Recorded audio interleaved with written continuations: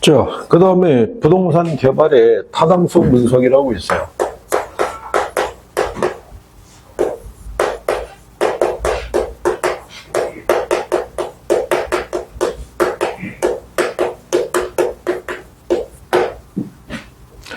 그래서 제일 먼저 나오는 게 지역경제 분석이고, 그 다음에 시장 분석, 그 다음에 시장성 분석, 그 다음에 재무적 타당성 분석, 그 다음에 투자 분석. 이렇게 크게 5개의 단계로 나눌 수 있는데, 요 중에 요거 3가지가 시장 분석이에요. 이게 선행 분석. 그리고 얘네 둘이 경제성 분석. 이게 후행 분석이에요. 실전에서는 제일 많이 활용한 게 일단 이거예요. 자, 지역경제 분석은 어떤 의미냐면, 개발 사업이 추진되려고 하는 지역에 예상되는 수요, 앞으로의 성장 가능성, 이런 것들을 분석하는 게 지역경제 분석이에요. 즉 한마디로 얘기하면 지역경제가 활성화가 돼 있고 앞으로의 성장이 예상되는 곳에 개발 사업이 추진돼야 된다는 거예요. 왜? 수요가 많아야 분양을 하더라도 분양이 잘 될 거 아니에요. 그죠? 그 다음에 시장 분석이라는 거는, 그렇다고 해서 개발업자 입장에서는 모든 수요를 다 커버할 수 있는 건 아닌 거예요. 그죠? 그러니까 이 안에서 시장을 뭐 해야 돼요? 세분화하고 시장을 뭐 해야 된다? 차별을 해야 되는 거예요. 그래서 특정한 유형의 부동산이 있죠. 걔들을 선택할 수 있어야 돼요. 자, 시장을 세분한다는 거는 연령대에 따라, 성별에 따라, 소득 수준에 따라 시장을 나누는 거예요. 우리가 간단하게 의류 시장도 남성 의류가 있고 여성 의류가 있어요, 없어요? 있을 거 아니에요. 거기다가 여성 의류도 들어가게 되면 청소년 대상으로 한 의류도 있을 거고, 그죠? 그 다음에 결혼 안 한 미스들을 대상으로 할 수도 있고, 결혼한 미세스를 대상으로 하는 것도 있고, 부인용 의상도 있을 수 있어요, 없어요? 이렇게 세분해서 들어가듯이 주택도 마찬가지라는 거예요. 그죠? 연령에 따라, 소득 수준에 따라 원하는 주거 유형의 형태는 다 다를 수 있어요, 없어요? 있을 거 아니에요. 그러면 그 지역이 성장을 해서 외부로부터 1인 가구가 많이 유입됐다고 생각해 보세요. 1인 가구를 대상으로 그 사람들에게 공급할 수 있는 주택은 뭐가 있겠어요? 원룸도 지어줄 수 있고, 도시형 생활주택도 지어줄 수가 있고, 다양한 유형에 대한 거를 기존에 있는 것은 가령 예를 들어서, 다가구나 이런 데 있는 예를 들어서 세놓거나 하숙집 이런 형태에 따르면, 새로운 형태, 기존의 임대 공간보다는 좀 차별성을 가지고 있는 주택을 공급해야 될 거 아니에요. 그죠? 그래서 이거를 거쳐서 특정한 부동산을 우리가 선택을 해요. 그 다음에 시장성 분석은 이 특정한 부동산이 시장에 공급됐을 때 매매 또는 임대될 수 있는 가능성이 있죠. 예, 이거를 조사하는 게 시장성 분석이에요. 이걸 많이 내요. 그러면 매매 또는 임대 가능성 여부를 조사할 때 동시에 쓰는 게 뭐냐면 흡수율 분석이에요. 그러니까 흡수율 분석은 과거의 추세를 토대로, 과거의 정보를 매개로 미래 수요를 예측하는 거예요. 그래서 거기 303페이지 하단을 가게 되면 흡수율 분석이라고 나와 있죠. 디귿에. 디귿을 보면 시장성 분석의 유형으로 흡수율 분석이 있다 이렇게 해놨잖아요. 그래서 얘는 과거 자료를 토대로 추세 분석을 하는데 이 추세가 미래 수요를 예측하는 거예요. 미래 수요. 그러니까 수요는 예측하기가 쉽다 어렵다. 어려워요. 이거 흡수율 분석이 정확한 건 아니에요. 그래서 그렇게 미래 수요를 예측하기 힘드니까 이거라도 쓰는 거예요. 과거의 자료를 토대로 현재 뭐 수요를 분석하면 틀리는 거예요? 미래를 얘기하는 거예요? 이게 정확한 게 아니라 랜덤이라고 보시면 돼요. 예를 들어서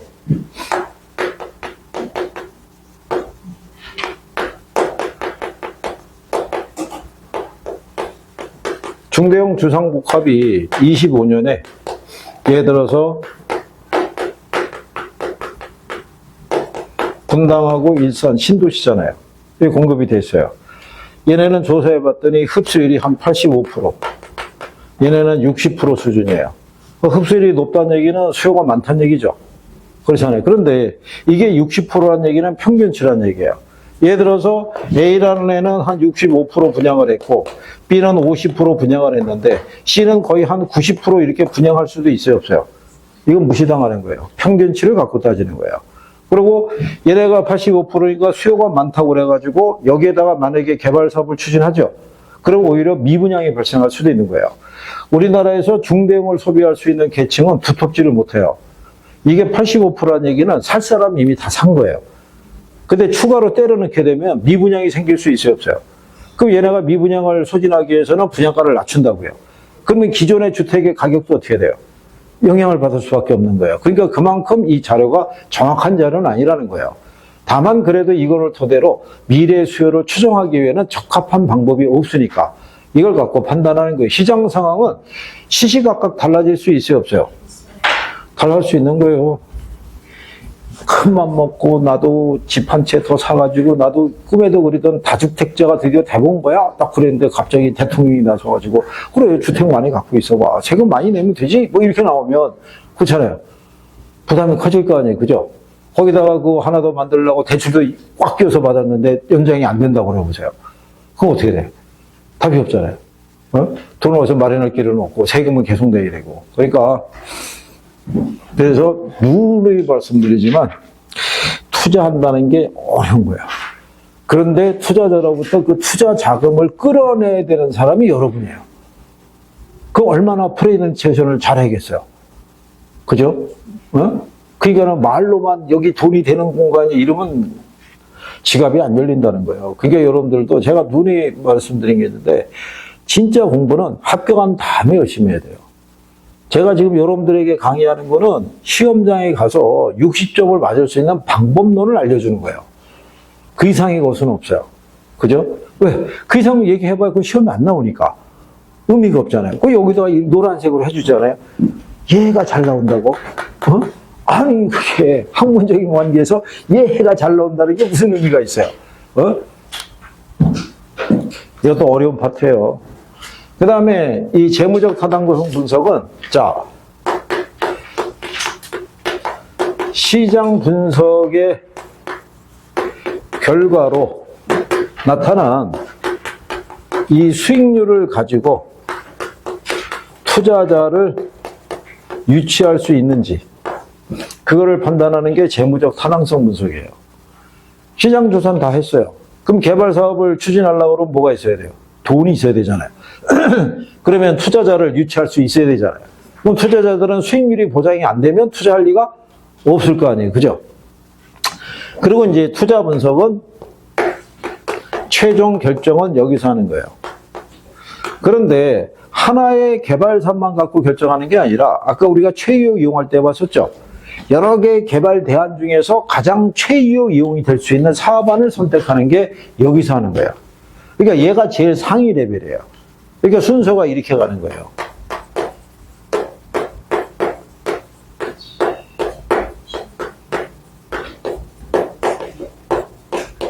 이렇게. 이게 얘가 제일 상위 레벨이에요. 그러니까 가령 예를 들어서 지금 재무적 타당성 분석을 하고 있다는 얘기는 이 단계는 다 거쳤다는 얘기예요.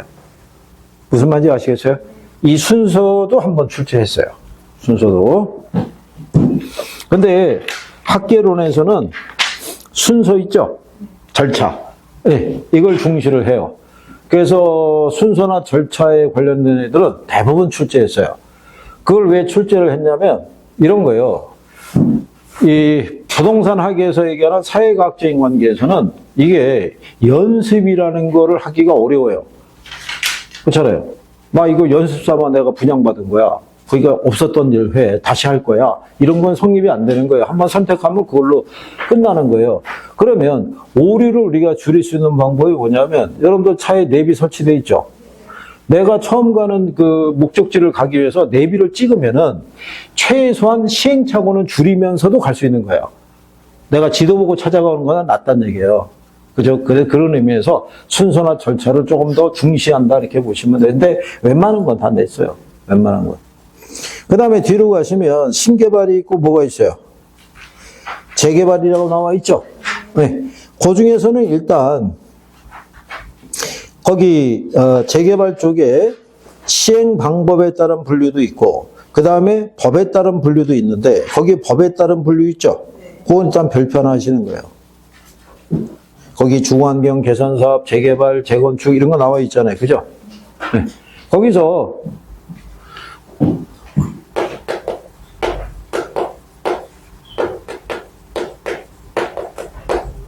재건축이 있고 재개발이 있잖아요. 예, 재개발은 정비 기반 시설이 어떻게 돼요? 열악한 지역이에요. 그래서 이거는 우리가 발열이라고 해줬어요. 열이 난다고. 근데 재건축은 정비 기반 시설은 어떻게 돼요? 양호하잖아요. 주로 공동주택이니까 아파트 지구 있죠?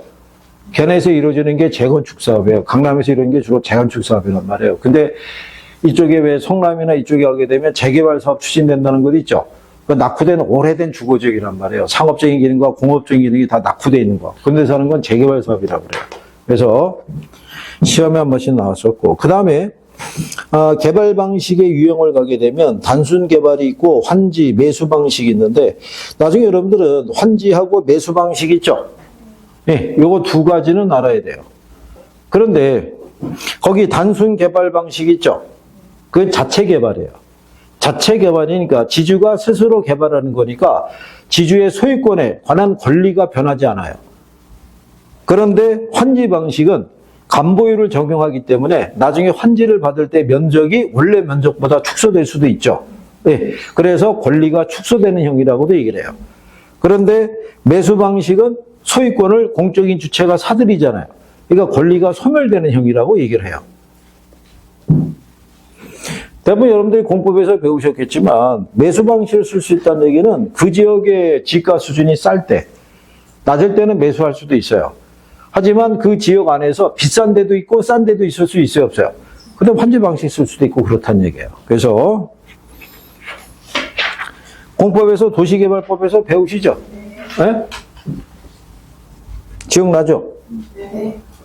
그래요. 지금은 안 물어보지만 이제는 충분히 알만하면 이제 3월달이 되면 물어볼 거예요. 3월달이 되면 다 걸리는 거 이제 다 물어볼 수 있는 거 이제 최천영 몇 월달부터 나왔지? 1월달 되지 않았어? 네. 1월달? 그럼 3월이면 이제 다 걸리는 거야 이제 다 물어볼 수 있는 거야 이제. 여러분들에게 불행인지 모르겠지만 이 마이크가 선이 없어요.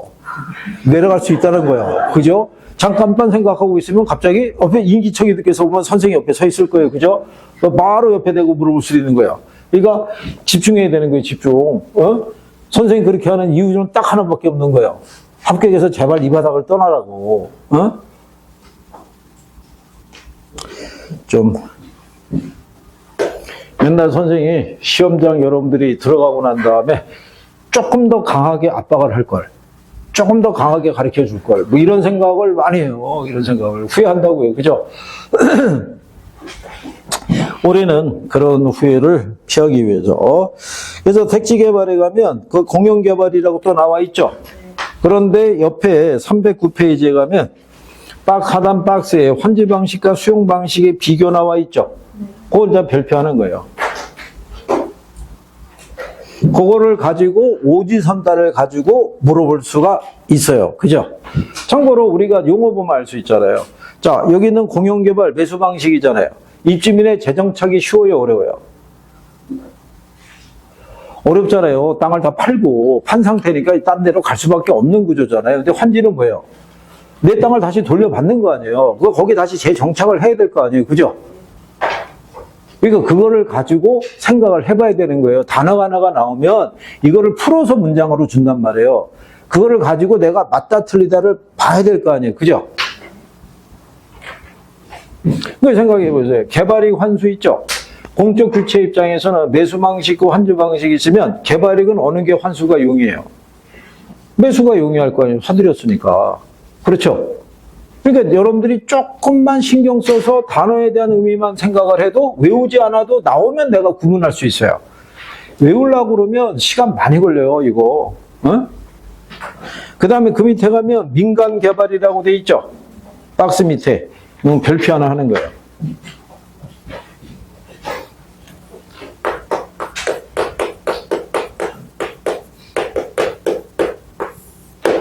자, 민간 개발에 가면 제일 먼저 나오는 게 자체 개발이 있어요. 이게 뭐냐면 지주 자력 개발이에요. 그러면 여기에 사업 주체는 누가 되냐면 지주, 토지 소유자 있죠?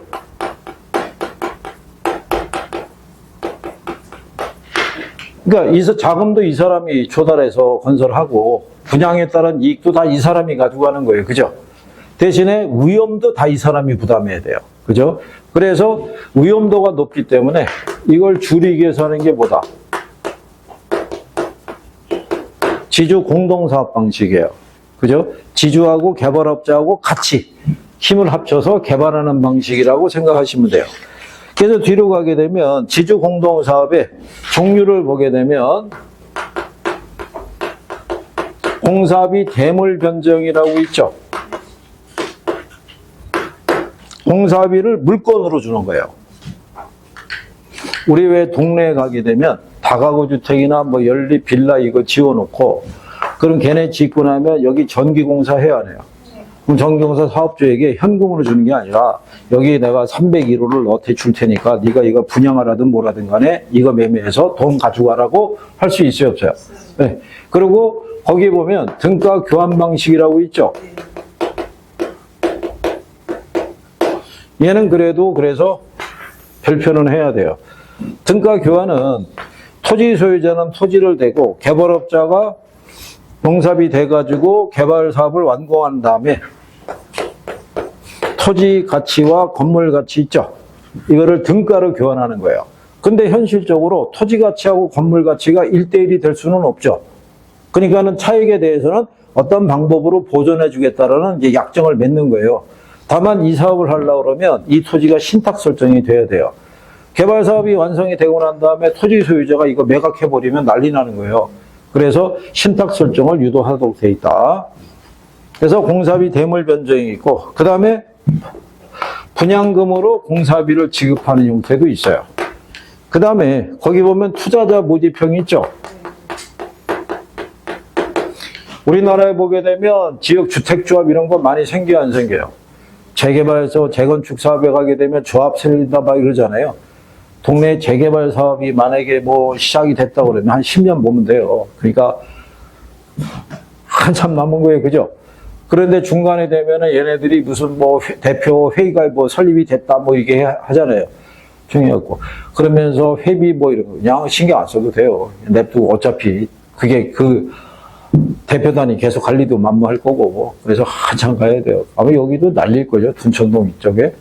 여기 둔천 아파트 이쪽은 단지 넓은데 거기도 재건축 거기 들어갈 때 거기 아마 지난번 구정 때 뭐 살포가 살벌했을걸요?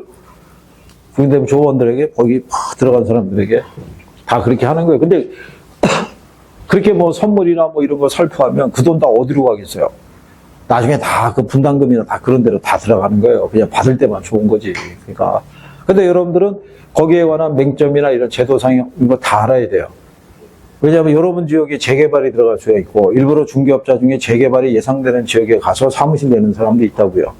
그러니까 여러분들이 그게 활용하려고 그러면 여러분들이 그 사업 자체를 잘 알아야 되잖아요. 그죠? 모르는데 뭐 어떻게 하겠어요. 그죠? 자, 그래서 투자자 모집형이 있고 거기에다가 이제 마지막 옆 페이지에 보면 사업 수탁 방식이라고 있죠. 걔는 또 별표하는 거예요. 이게 사업 수탁 방식, 사업 위탁 방식이라고도 얘기를 해요. 여기서 일단 알아둘 거는 사업 수탁 방식에 사업 주체 있죠. 사업 주체는 토지 소유자예요. 그죠? 그래서 이 사람이 이익도 이 사람이 다 가져가는 거예요. 그러면 여기서 개발업자 있죠? 개발업자는 사업 대행만 해주는 거예요. 예를 들어서 분양 대행 뭐 이런 것 있죠? 그래서 약정에 따라 분양 해마에 따라 거기에 따른 수수료 받아가는 방식이지, 얘가 지분을 공유한다든가 이익을 공유한다면 틀려요. 그 다음에 세 번째로 가는 게 토지 신탁 방식이에요. 얘는 또 별표해야 돼요. 토지 신탁 사업이라고 돼 있죠. 네, 여기는 사업 주체 있죠. 이게 신탁사예요. 이게 위탁자가 있고 수탁자가 있어요. 그러면 위탁자가 누구냐면 지주. 이게 신탁회사예요. 그러면 둘 사이에 신탁 계약이 체결이 되죠. 그러면 형식적으로 이 토지에 대한 소유권이 있죠. 원래 누구 명이었는데? 네, 위탁자 명인데 소유권이 일로 이전하는 거예요. 그래서 형식적으로 소유권이 이전되는 방식은 이거밖에 없어요. 그래서 얘가 개발 자금 같은 경우를 얘네가 조달을 해서 이걸 완공을 시켜요. 완공을 시키고 분양을 통해서 발생한 수익에서 자기들 비용 수수료 공제하고 위탁자에게 주거나 위탁자가 지정하는 수익자가 있어요. 위탁자가 수익자가 같을 수도 있고 다를 수도 있어요. 거기다가 교부하는 그런 방식이라고 생각하시면 돼요. 근데 이 방식은 리스크가 커요. 왜 리스크가 크냐면 예정만큼 분양이 안 되면 어떻게 돼요? 망하는 거예요. 둘 다. 그죠? 자금 회수가 안 될 거 아니에요. 그죠? 그래서 얘보다 조금 더 발전한 게 리츠예요. 리츠는 투자자가 투자한 자금을 뭐를 통해서 다시 회수할 수 있어요. 리츠는 주식에 투자했잖아요. 그러니까 주식을 판매하면 내가 들어간 자금을 다시 회수가 가능해요. 여기는 그게 안 된다고요. 잠기는 거예요, 그냥. 그래서 안 되면 부도나는 거예요. 그죠? 그 다음에 컨소시엄 구성 방식이 있어요.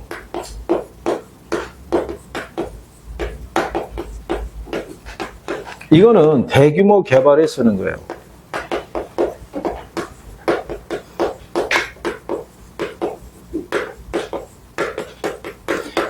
자, 아까 우리가 그 PF 설명하면서 GTX 제일 공사 구간을 사업을 맡았다고 그랬는데 그 사업비가 어마어마하잖아요. 그거를 건설사 혼자서 부담할 수는 없어요. 그러면 걔랑 관련 있는 기업들이 있어요, 없어요?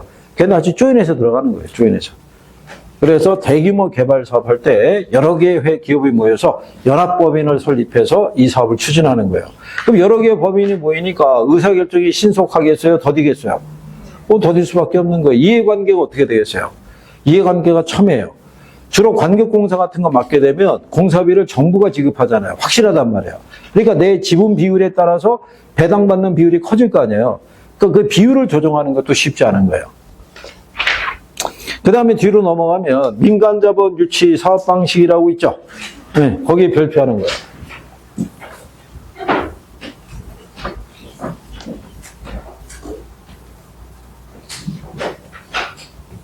자, 여러분들이 민자 고속도로 이런 얘기 많이 들어봤죠?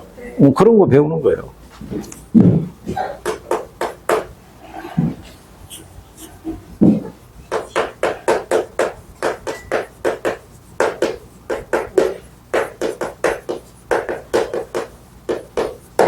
원래 이 사회 기반 시설 있죠?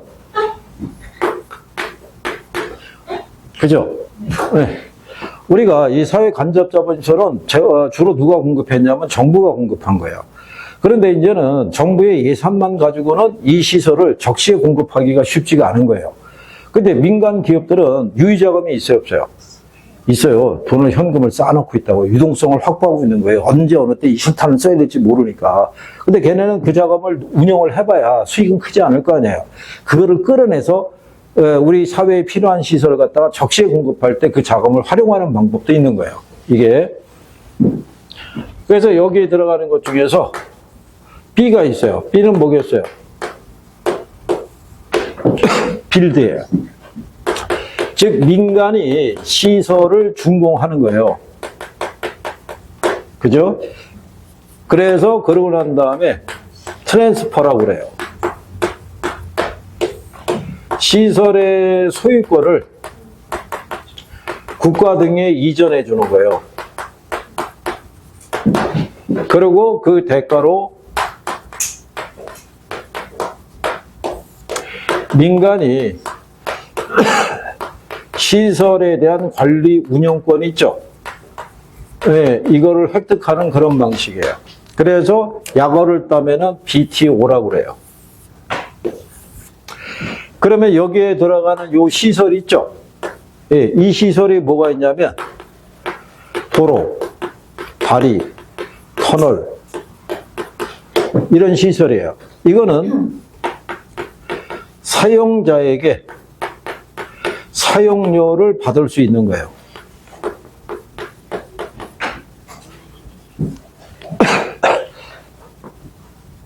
그래서 이 민자 도로가 사용료가 비싸요. 왜? 여기 얘네가 이 관리 운영권을 갖는데 이게 통상 한 20년, 30년 이렇단 말이에요. 그 기간 안에 투자한 돈을 다 회수해야 돼요. 그러니까 사용료가 비쌀 수밖에 없어요. 그래서 사용료 비싼 거 대표적인 애가 인천국제공항 하는 도로. 그게 사용료가 비싼 거예요. 그 애들도 이 방식으로 한 거니까. 그죠? 그 다음에 천안 논산 가는 도로 있죠? 고속도로. 가보시면 그것도 이 방식으로 한 거예요. 그것도. 그래서 톨비가 생각보다 좀 비쌀 수 있다 이런 얘기예요. 그죠? 얘랑 반대가 되는 거는 이렇게 되면 반대예요. 이렇게. 그러면 민간이 시설을 건설했어요. 근데 자기가 운영을 해서 수익을 들어간 비용을 다 회수한 다음에 소유권 이전해 주는 거예요. 이거는 외국에 가서 할 때 우리나라 기업이 우리나라 정부나 지자체하고 계약을 체결한 거는 유효할 거 아니에요. 우리나라 국내 기업인데. 근데 외국 기업에서는 정권이 바뀌면 어떻게 돼요? 그거는 못 찾는 거예요. 이번에 저기 중동 지역에 지금 전쟁이 난이 많이 막 그렇잖아요. 그런데 그 전쟁이 예상되는 지역에도 우리나라 기업이 진출했는 경우가 있을 거 아니에요. 그래서 어쩌고저쩌고 사건을 따라서 고속도로 깔아주기로 하고 다 깔아줬고 그 다음에 이제 우리가 무슨 방식으로 소유권을 넘겨주고 이제 운영을 해서 돈 좀 벌어 이제 회수하면 된다 그래서 한 3년 됐는데 텅 터져봐요. 정권이 바뀌었어. 이전 정부에서 맺은 계약은 무효. 이러면 그냥 빈손으로 나와야 되는 거예요. 그래서 이렇게도 운영할 수 있어요. 그 다음에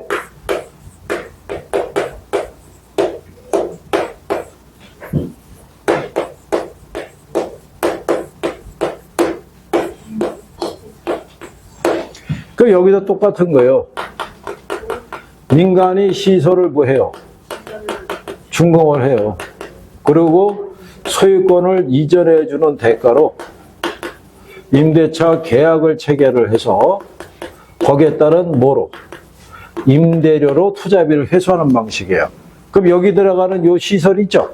요 시설은 뭐냐면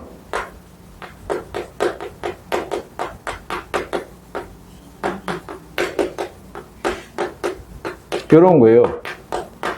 즉 사용자에게 사용료를 받을 수가 없어요. 군인 아파트나 도서관이나 학교 있죠.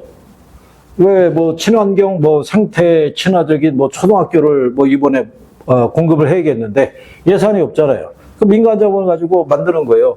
그런데 초등학생이나 우리나라 의무교육이잖아요. 그러니까 사용료 받을 수가 없잖아요. 그러니까는 민간업자는 짓고 정부 등에다가 소유권을 넘겨주는 대가로 그 시설물에 대한 운영 관리권을 갖고 있어요. 그래서 그 시설물에 대해서 정부하고 임대차 계약을 체결하는 거예요. 그러면 정부 등이 그 시설에 대한 매월에 따른 뭐를 주겠어요?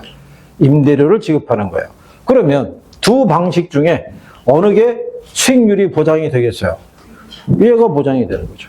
얘는 임대료가 정해져 있으니까. 저거는 사용자에 따라 수익의 크기가 달라질 수 있어요, 없어요? 있을 거 아니에요. 그래서 몇 번 연습하시면 돼요. 오늘인가요? 내일인가? 오늘 없나? 없구나. 다음 주에 또 여기 영문으로 쫙 지문돼 있으니까, 그거 받아가면 돼요. 그죠? 그래서, 그리고 얘네 바꾼 게, 요거 바꾼 거예요. BLT라고. 외국에서 똑같이 먼저 뭐를 주고 임대차 계약을 통해서 투자비 회수한 다음에 소유권을 이전해 주는 방식이라고 보시면 돼요. 그 다음에 마지막으로 나오는 게 이거예요. 민간이 소유권과 운영권을 다 가지고 운영하는 방식이에요. 우리나라에서는 복합 화물 터미널 같은 거를 공급할 때 이런 방식으로 해요. 민간 사업자가. 정부로부터 자금 지원은 없겠죠. 대신에 이 시설에 대해서 부동산 가치가 상승하면 이익은 다 민간업자 가져가는 방식이에요.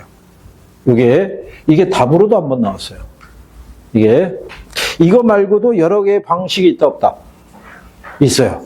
그래서 상황에 따라서 추가로 해드리든가. 그 다음에 이제 뒤로 넘어가시면 관리론하고 마케팅이 있어요.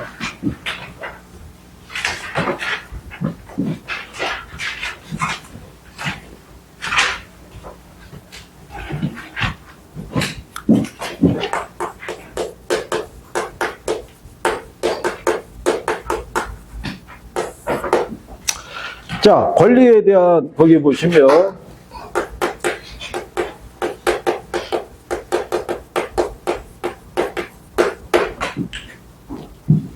의 및 의하고 이제 필요성이라고 되어 있는데 거기 관리의 의를 보면 유지, 보존하고 성질을 변화시키지 않는 범위 내에서 경제상의 유용성을 증대시키기 위해서 이용하고 개량하는 활동이다. 뭐 이렇게 돼 있어요. 그리고 처분에 대응하는 개념이다. 뭐 이렇게 나와 있죠. 오래전에 번역된 거예요. 이게 근래는 뭐라고 얘기했냐면 근래도 아니죠. 벌써 한 30년 전이죠. 1970년이면 지금부터 몇 년 전이에요? 56년 전이잖아요. 그죠? 네. 그로부터 한 20몇 년이 지난 다음에 나온 건 뭐냐면 처분에 대응하는 게 아니라 이런 논리로 얘기를 해요. 지금 여러분들이 부동산 이용과 부동산 개발을 배웠죠. 지금까지 개발한 거예요. 그럼 지금부터 관리가 중요하다는 거예요. 지금부터. 왜? 부동산 수명이 기니까. 그렇죠? 근데 관리 영역도 내용이 단순한 게 뭐냐면 이게 일본의 건물 관리에 대한 게 국내에 처음 소개가 된 거예요. 그 다음에 90년대 들어서 미국의 부동산 관리 회사의 관리 활동이 소개가 되면서 두 개가 섞인 거예요. 두 개가. 그런데 둘 다 나와요. 어쩔 수 없이 정리해야 돼요. 그리고 부동산 관리의 필요성이라고 옆에 나와 있죠. 그러면 이런 관리가 왜 필요하겠어요? 가장 근본적인 건 이거예요. 도시화. 자, 모든 부동산학에서 취급하는 모든 문제의 발생 원인은 여기서 비롯되는 거예요. 도시화에서. 자, 공업화가 산업화가 되면서 농촌 지역이 인력으로 농사 짓는 게 아니라 영농, 기계로 바꾸는 거예요, 이제. 그러면 남는 잉여 인력이 어디로 가겠어요? 먹고 살아야 되니까 도시로 모여드는 거예요. 그런데 좁은 공간에 많은 인구가 유입이 되니까 주거 공간이 턱없이 부족할 거 아니에요. 그러면 그거를 우리가 흡수하기 위해서 만들 수 있는 게 뭐겠어요? 아니, 이제 대형주택이 들었을 거 아니에요. 근데 대형주택이 들어서고 건물이 고층화되려고 그러면 이게 발달해야 된다고요.